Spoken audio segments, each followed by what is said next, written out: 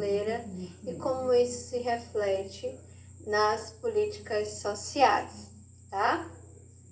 Então, é um conteúdo muito cobrado, né, em provas de concurso, né, e a gente segue com as principais referências teóricas, né, que são a Ivanete Boschetti, a Elaine Bering, a Potiara, entre outros autores, que vocês podem recorrer, né, e que também vai estar disponibilizado, né, no nosso material, para que a gente possa estudar, né, e passar para o nosso segundo momento, que é a exposição das questões e os comentários sobre elas.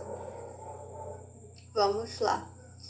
Então, após os chamados 30 anos gloriosos do capitalismo, né, os anos dourados, que durou do final do segundo pós-guerra até o final dos anos 60, né, ocorreu uma profunda crise econômica, né, que foi gestada entre 69 e 73. Teve aqui um errinho de digitação, viu, gente? É 73. E aí essa crise, ela ocorreu na sociedade eurocapitalista, ou seja, nos países capitalistas cêntricos, centrais, né, ou os tidos como países desenvolvidos. E ela foi iniciada na zona do petróleo, né, e atingiu a economia global, né. Nós temos aqui um contexto em que o capital já está mundializado e consolidado, né, então os impactos da crise, ela vai se espraiar por todo o globo terrestre, né? Claro que consideradas as suas especificidades, né? Cada país, como por exemplo o Brasil, teve aqui algumas características mais agravantes, tendo sido um país, né, que foi colonizado, né, e avançou, né, tardiamente aí na implementação de políticas sociais. E aí, nesse contexto de crise, né, a burguesia, ela coloca a responsabilidade dela, da crise, na intervenção e nos gastos sociais do Estado, né? O neoliberalismo, né? A própria burguesia e esse sua nova pragmática vai culpabilizar o Estado, né, pela sua atuação agigantada nas expressões da questão social, né, por ter provocado a crise, né, que aí se gestou do final dos anos 60, né, e que ocorreu entre 69 e 73. Então, vai ser considerado uma crise fiscal do Estado, em que o Estado estava se colocando com mais atividades voltadas à proteção social, né, tendo em vista os direcionamentos do welfare state. E aí, a partir disso, o modelo regulatório passa a perder hegemonia e as ideias de responsabilizar o Estado ganham visibilidade. Então, a lógica de minimizar o Estado para o social e maximizar a sua atuação para o capital, ela vai ser recuperada aqui de forma muito evidente. Então, nós não vamos aprofundar muito as características da ofensiva neoliberal, porque nós temos aqui no nosso curso já um módulo que traz essa abordagem de forma mais substancial, mas nós vamos sinalizar os impactos dessa conjuntura para as políticas sociais, certo? Para que ela fique melhor situada. Então, o neoliberalismo, ele conquista hegemonia nos anos de 1970, né?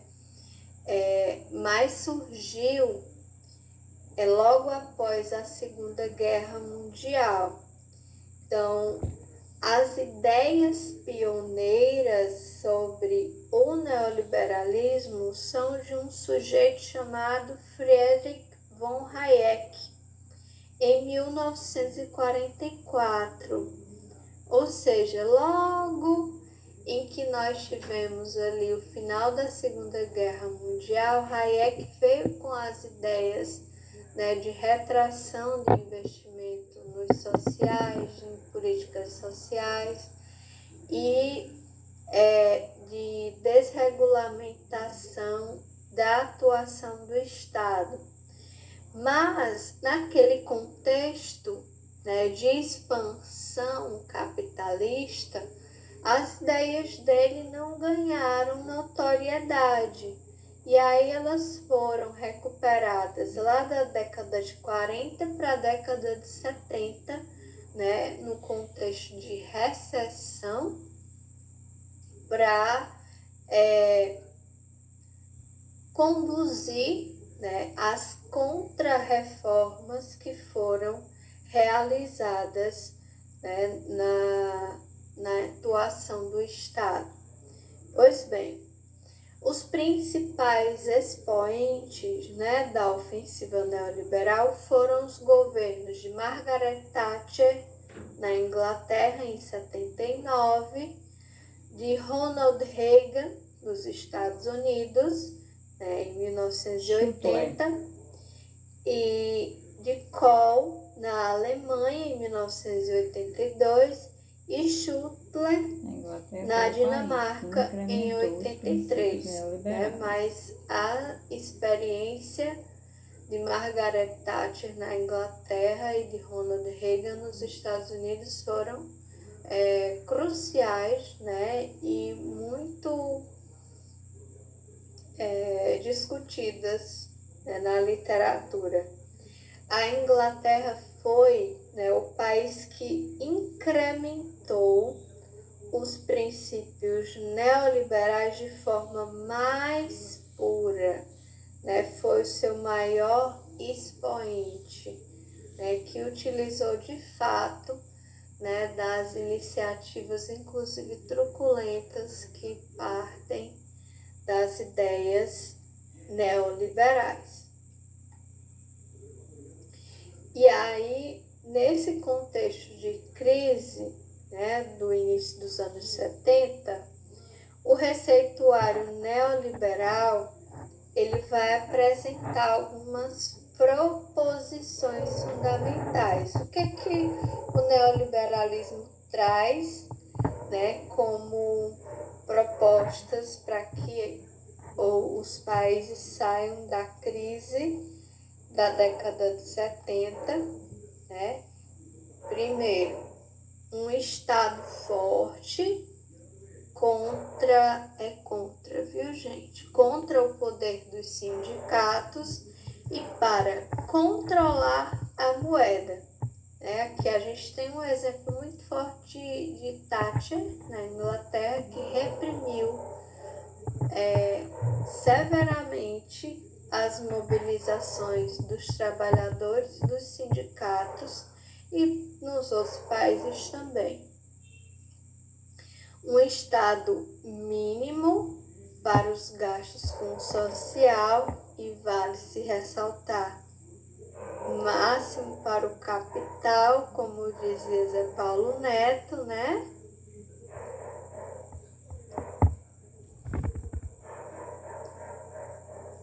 Nas palavras de José Paulo Neto. reformas fiscais com redução de impostos para altos rendimentos, ou seja, a burguesia, né, ela acaba tendo aqui, sendo privilegiada, porque reduz o imposto para as classes mais abastadas e para a classe trabalhadora os impostos eles vão ser progressivos, vão aumentando. Restauração da taxa natural de desemprego para recomposição mais severa do Exército Industrial de Reserva, né? E aí é que a gente rememora os termos de Mesários, quando ele vai trazer a reflexão sobre desemprego estrutural, né? Que ele diz aqui que vai afetar não só, né, a periferia do capital, né, aí as voltas com suas questões que vão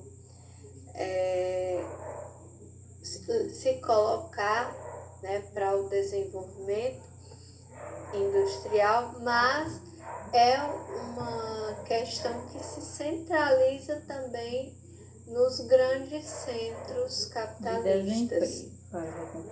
E aí o desemprego que se torna crônico também, né, como diz Paulo Neto, vai ser naturalizado, até porque, segundo os ideários neoliberais, o desemprego ele vai pressionar os trabalhadores que estão inseridos no mercado de trabalho para rebaixar, né, o salário. E aí o desmonte dos direitos sociais e das políticas sociais.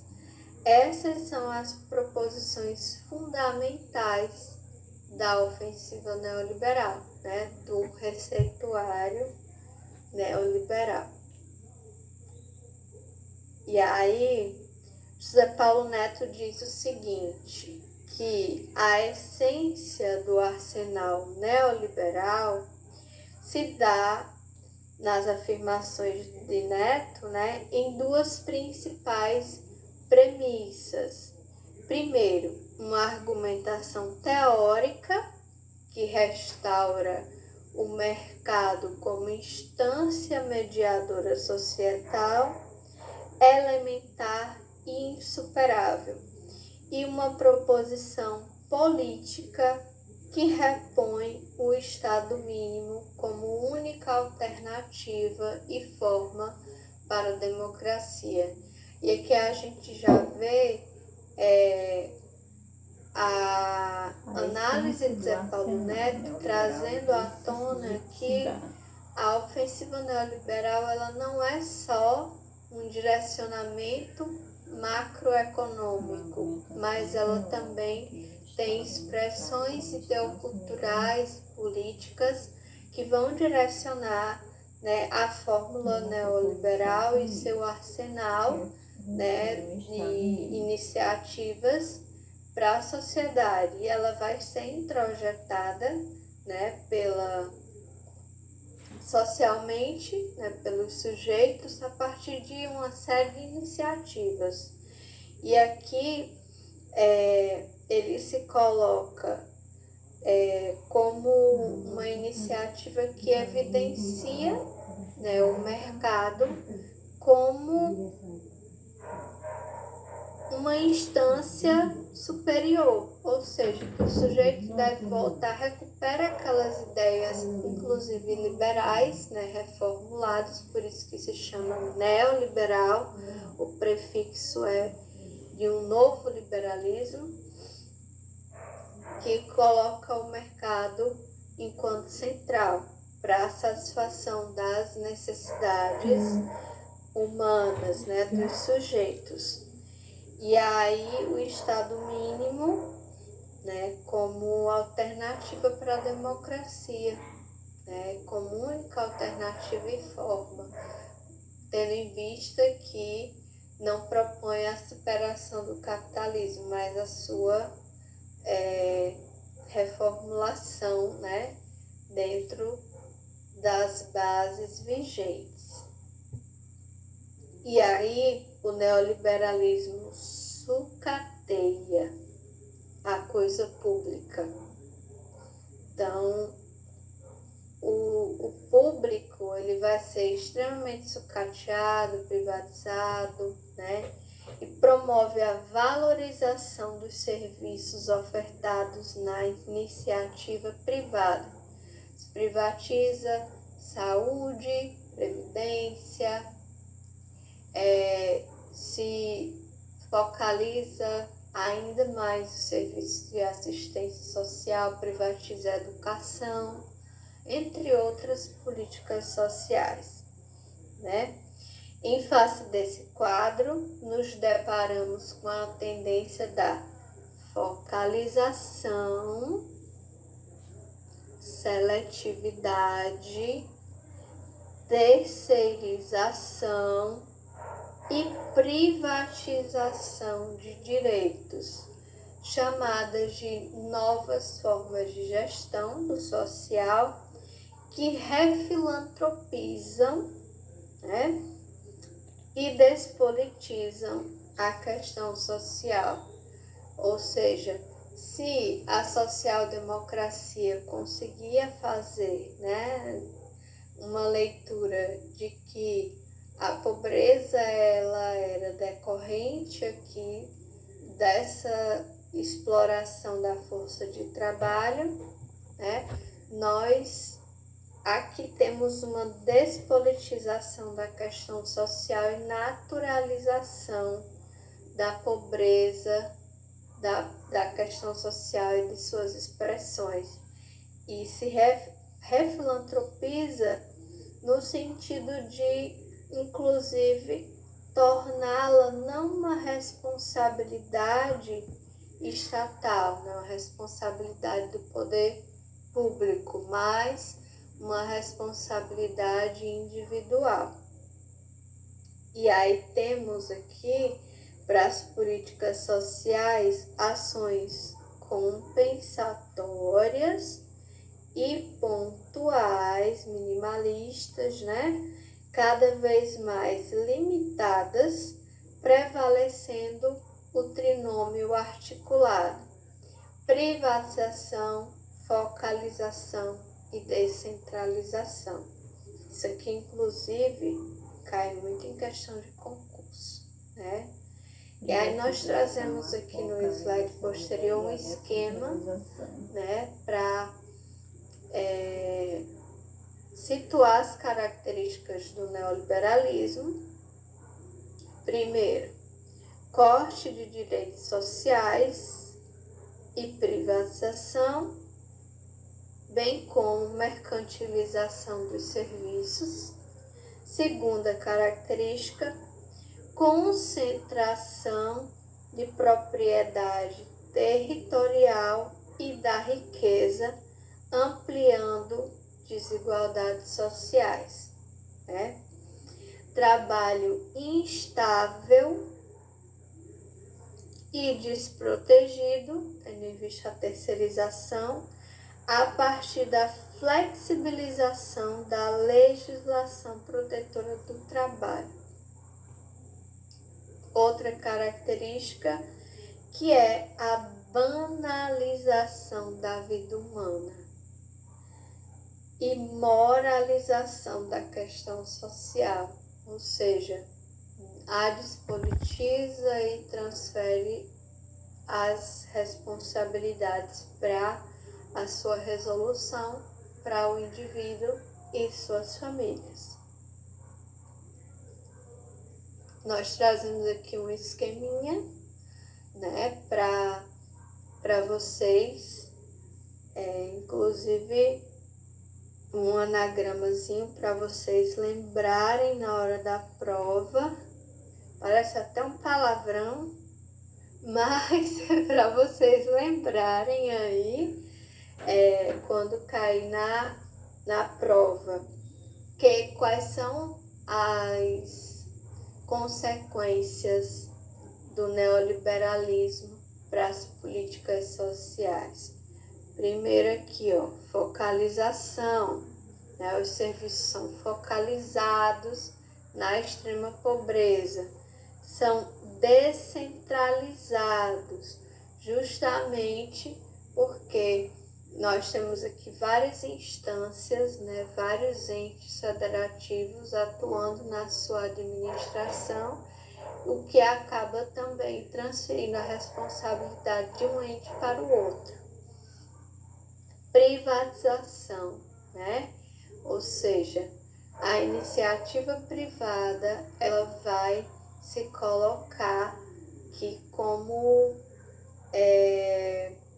alternativa para a universalização de direitos. E quarto, o desfinanciamento e regressão dos direitos do trabalho, certo? Então, são características essenciais aqui que a gente identifica para a política social e para os direitos sociais no neoliberalismo.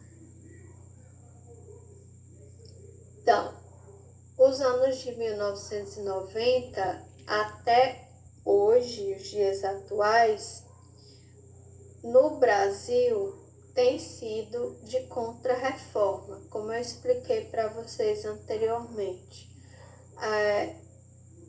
Ana Elizabeth Mota não, também, mas a Elaine Bering, ela traz um livrinho em que ela discute o Brasil em contra-reforma, que ela vai explicar porque que ela usa esse conceito, né? Porque reforma tem uma conotação positiva, de melhoria, mas a contra-reforma é de mudar, né? De trazer mudanças negativas, né, para as políticas sociais. Ela diz o seguinte, que no Brasil a gente tem um contexto de contra-reforma do Estado e de obstaculização e ou redirecionamento das conquistas de 1988 que estão lá expressas na Constituição Federal.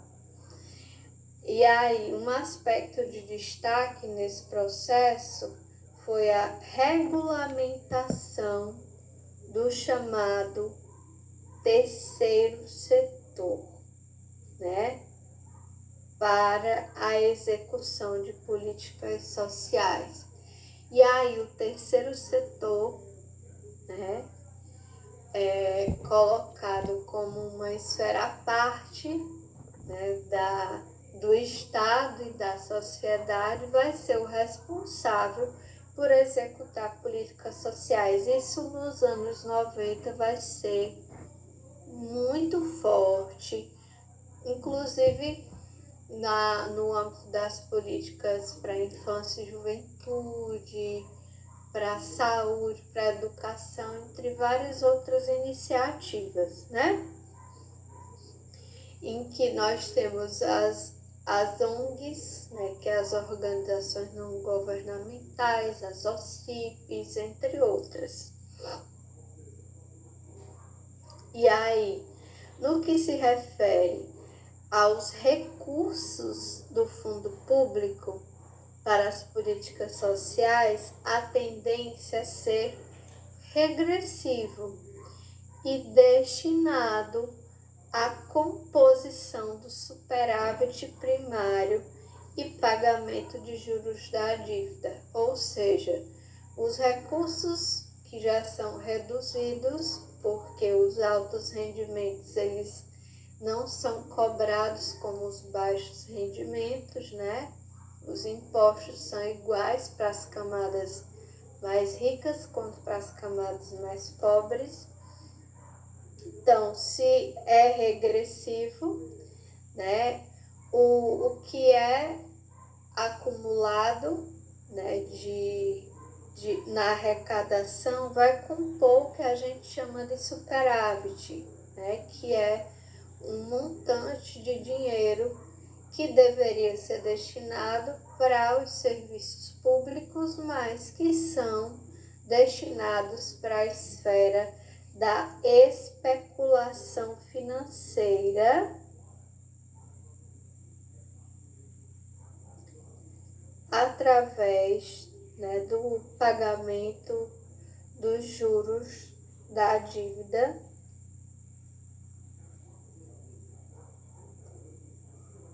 do país, certo? Então, seguindo nesse cenário que é marcado por reformas ou contra-reformas neoliberais e restrições ao financiamento das políticas sociais, a gente observa também o fortalecimento de estratégias focadas no combate à pobreza, à extrema pobreza, né, e à miserabilidade, especialmente a partir da primeira década dos anos 2000, por meio da ampliação dos programas de transferência de renda, né? E aí a gente lembra aqui de um dos seus grandes expoentes, que é o programa Bolsa Família, né? E não só, né? Mas aqui no Brasil, ele acaba consolidando uma série de outros programas e se torna o que é hoje o programa de transferência de renda, que é o Bolsa Família.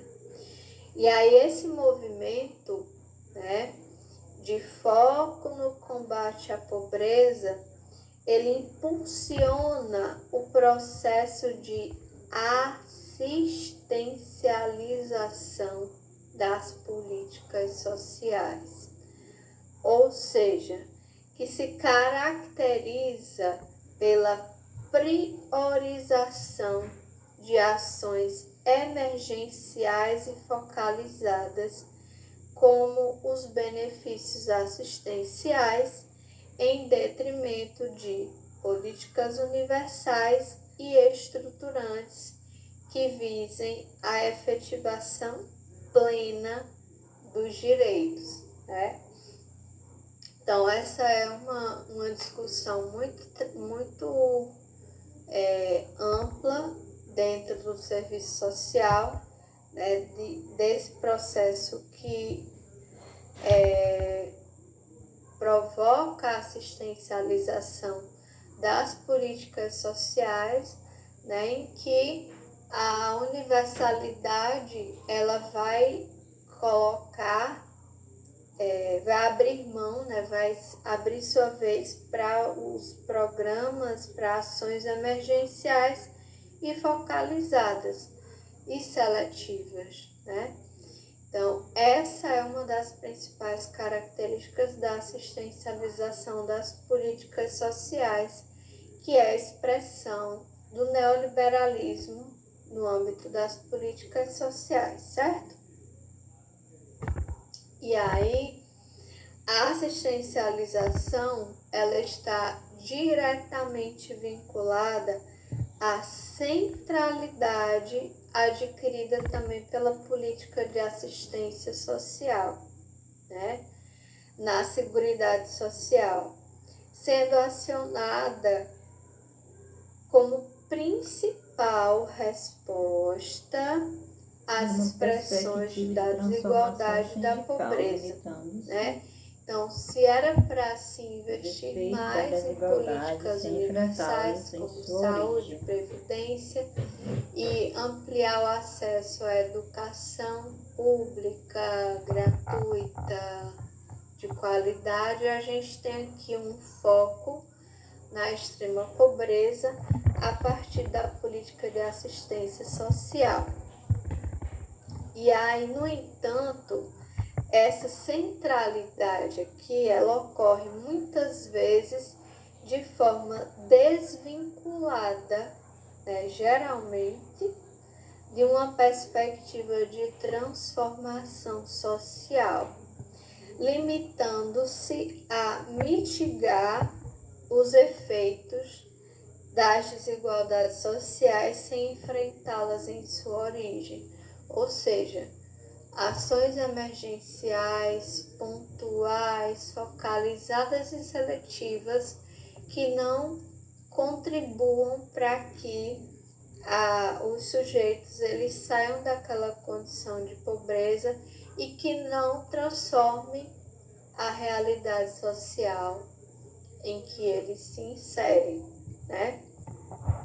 E aí esses aspectos, eles passam a compor o que denominamos como processo de assistencialização das políticas sociais, tá?